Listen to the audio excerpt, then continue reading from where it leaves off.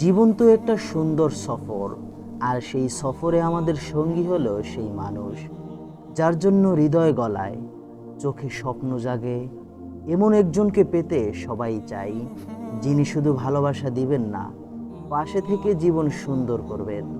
আজ আমি তোমাদেরকে বলবো কিভাবে আল্লাহর কাছ থেকে সেই জীবনের সেরা সঙ্গী পাওয়ার দোয়া করা উচিত। প্রিয় দর্শক, তাহলে চলুন মূল ভিডিওটি শুরু করি।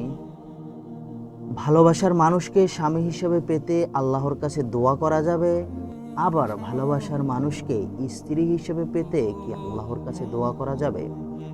আবার প্রেমের সম্পর্ক নেই, কিন্তু এরপরও কাউকে যদি ভালো লাগে, তাকে নিজের জীবনসঙ্গী হিসেবে পাওয়ার জন্য দোয়া করা যায় কি? এমন অনেক প্রশ্নই মনে ঘুরপাক খায় আমাদের অনেকের। এক্ষেত্রে নির্দিষ্ট কাউকে জীবনসঙ্গী হিসেবে কামনা করা, দোয়া করা উচিত নয়, বরং উত্তম ও উচিত হচ্ছে আল্লাহর কাছে যোগ্য ও কল্যাণ উত্তমের দোয়া করা।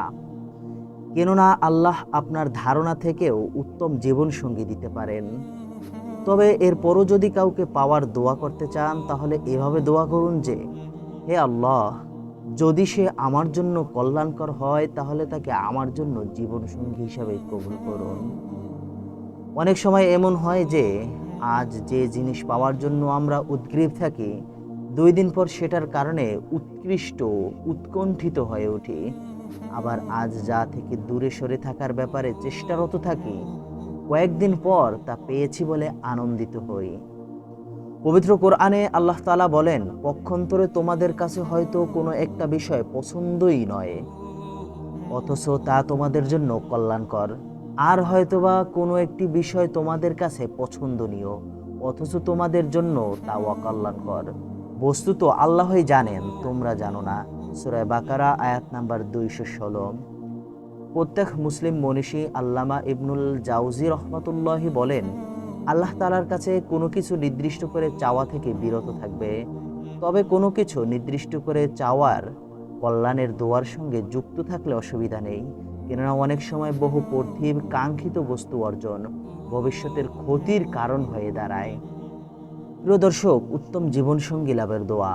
পবিত্র কুরআনুল কারিমে আল্লাহর নবী মুসা আলাইহিস সালামের কাহিনী বর্ণিত হয়েছে, যেখানে মুসা আলাইহিস সালামের একটি দোয়াও এসেছে, যে দোয়া পড়ার পর আল্লাহ তাআলা তার জন্য থাকা খাওয়ার ব্যবস্থা করেছেন, তার আশ্রয়ের পাশাপাশি উত্তম জীবনসঙ্গীরও ব্যবস্থা করে দিয়েছেন। প্রিয় দর্শক, দোয়াটি হলো, রব্বি ইন্নী লিমা আনজালতা ইলাইয়া মিন খায়রি ফকির। অর্থ হলো, হে আমার পালনকর্তা, তুমি আমার প্রতি যে অনুগ্রহ পাঠাবে, আমি তার মুখাপেক্ষী। পবিত্র কোরআনে বর্ণিত আরও একটি দোয়া করা যায়। আল্লাহ তাআলা দোয়া শিখিয়ে ইরশাদ করেছেন, রব্বানা হাব লানা মিন আজওয়াজিনা ওয়া যুররিয়্যাতিনা কুররাতা আয়ুনিন ওয়াজআলনা লিল মুত্তাকিনা ইমামা। অর্থ হলো, হে আমাদের পালনকর্তা, আমাদের স্ত্রীদের পক্ষ থেকে এবং আমাদের সন্তানদের পক্ষ থেকে আমাদের জন্য চোখের শীতলতা দান করো এবং আমাদের আল্লাহ ভীরুদের জন্য আদর্শ স্বরূপ করো। প্রিয় দর্শক, প্রিয় ভাই ও বোনেরা, যে ভালোবাসা আল্লাহর কাছে নিবেদন করা হয়, তা কখনো অপূর্ণ থাকে না।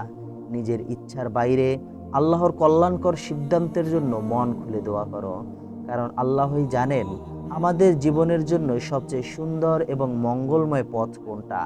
তাই বিশ্বাস রাখো, অপেক্ষা করো আর দোয়া করো। তোমার জীবনের সেরা সঙ্গী তোমার জন্য আল্লাহ যেন অতি শীঘ্রই পাঠান।